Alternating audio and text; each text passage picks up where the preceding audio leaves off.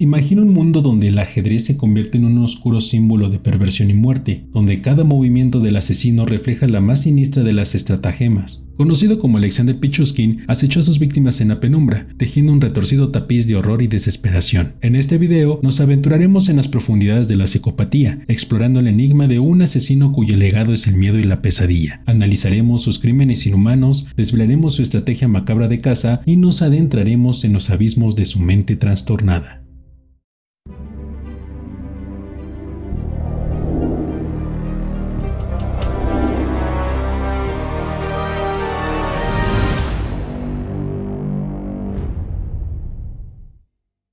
En una apacible jornada del 9 de abril de 1974, en el tranquilo rincón de Mizhchi, en el pintoresco Oblast de Moscú, precisamente en el número 2 de la calle Kersonskaya, nació un personaje cuyos oscuros destinos se cruzarían con la historia. En esta dirección, una singular familia compartía su hogar en un modesto apartamento de 2 habitaciones en lo alto de un 5º piso. Su residencia se erguía a meros 6 minutos de un intrigante enclave, el enigmático Parque Vitsa. Alexander, en sus primeros años, emanaba jovialidad y sociabilidad, pero como en un sombrío cuento, la sombra de un cambio ominoso se cernía tras la partida de su progenitor de la vida familiar, aunque se rumora que un incidente oscuro marcó su juventud, cuando el infortunio hizo que su cuerpo se deslizara hacia atrás en un columpio, desencadenando un impacto en la corteza frontal de su mente, provocando la hostilidad y la impulsividad en su ser. Su andar lo condujo a una escuela ordinaria, pero su corazón anhelaba la caza de animales, un interés que lo acompañaba desde su infancia. A pesar de su curiosidad, sus problemas para socializar se hicieron evidentes. Profesores lo etiquetaron como problemático, mientras que sus compañeros lo molestaban diciéndole retrasado, y las sombras de su peculiaridad comenzaron a alargarse. Fue entonces cuando, siguiendo el sendero del destino, su madre decidió cambiarlo de una escuela ordinaria a una escuela especial para niños con dificultades de aprendizaje. Al entrar en su adolescencia temprana, su abuelo materno detectó el potencial inexplorado en Alexander, sintiendo que su intelecto estaba siendo desaprovechado en una institución centrada más en remediar las discapacidades que en cultivar el talento. Estas palabras provocaron que Alexander se mudara a la casa de su abuelo, quien lo alentó a explorar actividades intelectuales fuera del marco académico. Entre estos intereses, el ajedrez emergió como el más apasionante, demostrando una destreza excepcional. Con el tiempo, se ganó el respeto y el reconocimiento al desafiar a hombres mayores en emocionantes partidas públicas en el Parque Vitsa. A través del ajedrez, canalizó su agresividad y mostró su maestría en cada movimiento. Sin embargo, la sombra del acoso que había experimentado en su juventud aún lo acechaba.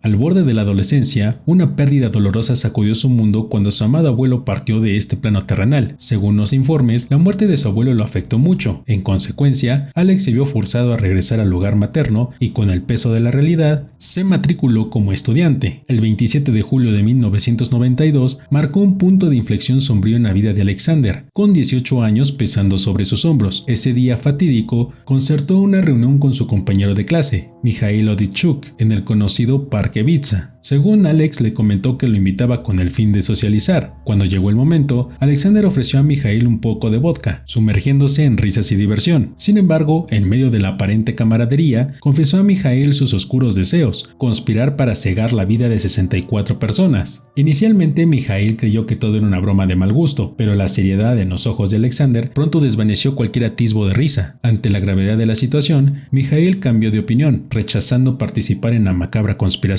Esta negativa desató la furia oculta de Alexander, quien, en un giro inesperado, estranguló a su compañero y arrojó su cuerpo en la oscura entrada del alcantarillado del Parque de Vitsa. Sin mostrar el menor rastro de culpa, Alexander regresó al departamento de su madre como si nada hubiera ocurrido, ocultando en las sombras la verdad macabra que se gestaba en su mente perturbada. El aura del misterio se intensificó tras la desaparición de Mikhail. La policía de Moscú abrió una investigación. La sombra de la sospecha se cernía sobre Alexander y los testimonios lo señalaban como el último visto en compañía de la víctima. Las manos de la justicia lo atraparon, pero la falta de pruebas concluyentes lo dejó en libertad. Sin embargo, el espíritu oscuro de Alexander no permaneció inactivo durante mucho tiempo. La moratoria impuesta a la pena de muerte en Rusia a un convicto de aquel entonces en el año 1996 reavivó su interés en querer volver a matar. El 17 de mayo de 2001, Alexander se encontraba inmerso en una partida de ajedrez en el Parque Vitsa con un hombre de 52 años llamado Yevgeny Pronian. Al concluir el juego, Alexander extendió una invitación a Pronian para dar un paseo, alegando que ese día marcaba el aniversario de la muerte de su perro y que deseaba visitar la tumba en el mismo Parque Bitsa. Sin sospechar nada malicioso, Pronian aceptó la oferta y lo siguió a una zona más apartada del parque. Una vez en ese lugar aislado, Alexander extrajo una botella de vodka, ofreciendo a Pronian compartir un trago en honor a su difunto perro. Los hombres brindaron, pero el acto de complicidad pronto se tornó en una pesadilla. Sin previo aviso, Alexander golpeó a Pronian en la cabeza con la botella, silenciando cualquier protesta con crueldad. Con Pronian yaciendo sin vida a sus pies, Alexander arrastró el cuerpo inerte hasta un pozo cercano, arrojándolo sin remordimientos. La oscuridad del pozo se convirtió en una tumba silenciosa de Yevgeny Pronian, mientras la mente retorcida de Alexander continuaba tejiendo su siniestra narrativa. Su modus operandi se repetía en el sombrío escenario del Parque Bitsa. Mayormente, sus víctimas eran personas mayores sin hogar. Su ritual macabro comenzaba con aparente oferta de compañía, acercándose y proponiendo compartir un trago de vodka. Pero esta fachada de amistad era solo la antesala de un desenlace brutal. En la intimidad del parque, Alexander desataba su violencia. A menudo optaba por una botella para golpear la parte posterior del cráneo de sus víctimas, sumiéndolas en una oscura realidad sin posibilidad de escape. Su sadismo no conocía límites. Se rumorea que en algunos casos arrojaba a sus desafortunadas víctimas al canal de aguas residuales, condenándolas a un ahogamiento macabro. En un acto grotesco, dejaba su firma en el cadáver, empalando el cráneo de la víctima con palos o una botella de vodka vacía. Cada uno de estos actos, ejecutados con frialdad, dejaba una huella de horror en el parque, transformando cada rincón en un recordatorio sombrío de la oscuridad que acechaba entre sus árboles. En el periodo entre octubre de 2005 y su último acto en 2006, Alexander modificó su perturbador método. Abandonó la brutalidad con la botella de vodka para adoptar una técnica más aterradora. Ahora, atacaba a sus víctimas con golpes precisos en la cabeza, exclusivamente con un martillo. Después de dejar inconscientes a sus víctimas con los golpes, Alexander llevaba a cabo un acto final que añadía más brutalidad. Con precisión, empujaba una botella de vodka en herida que dejaba el martillo. Además, siempre cuidadoso, atacaba por detrás para tomar por sorpresa a la víctima y evitar derrames de sangre en su ropa. Así, el Parque Bitsa se convertía en testigo de estos actos, con cada golpe de martillo y cada inserción de botella de vodka marcando un capítulo más oscuro en la perturbadora narrativa de Alexander. En junio de 2006, Alexander propuso dar un paseo a su compañera de trabajo de 36 años, Marina Moskalyova. Aunque se sospecha que Moskalyova tenía dudas sobre sus intenciones, accedió a salir con él. Antes de partir, dejó una nota para su hijo informándole que estaba con Alexander y le proporcionó su número de teléfono como precaución. Alexander era consciente de la nota, pero mostró indiferencia. Trágicamente, el cuerpo de Moskalyova fue descubierto en el Parque Bitsa el 14 de junio de 2006, con las características heridas asociadas a Alexander. Las autoridades revisaron las cintas de vigilancia del sistema del metro. Vieron a Moskalyova caminando en un andén acompañada por Alexander, lo que llevó a su detención. Con un cinismo inquietante, Alexander reveló a los agentes de policía los lugares exactos de muchos de sus crímenes en el Parque Bitsa, demostrando un agudo recuerdo de cada detalle. Fue filmado recreando sus horribles actos. Alexander también admitió que algunos de los asesinatos no siguieron su método preferido, o sea, los golpes de martillo en la nuca, sino que también arrojaba a sus víctimas a las tuberías del alcantarillado bajo el parque. De manera impactante, Alexander afirmó que la decisión de dar vida o muerte le hacía sentirse como Dios, expresando lo siguiente: en todos los casos, maté por una sola razón. Maté para vivir,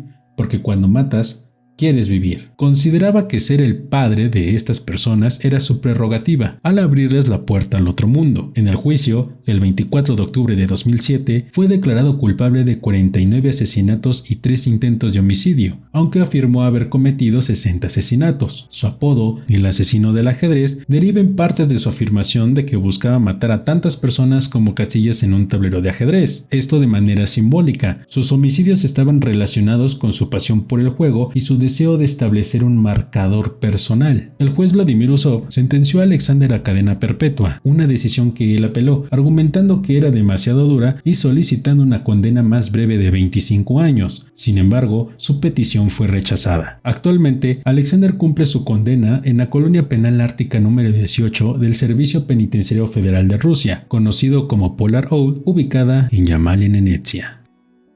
En ese rincón remoto de la Tierra, Alexander ha sido apartado del tablero de la sociedad, pero su legado persiste como un recordatorio escalofriante de los abismos a los que la mente humana puede descender. Mientras el mundo continúa su marcha, su historia se erige como un enroque sombrío entre la realidad y la ficción, entre la mente criminal y la justicia. Esto ha sido todo por el día de hoy, nos vemos en el siguiente video. Chao y hasta la próxima.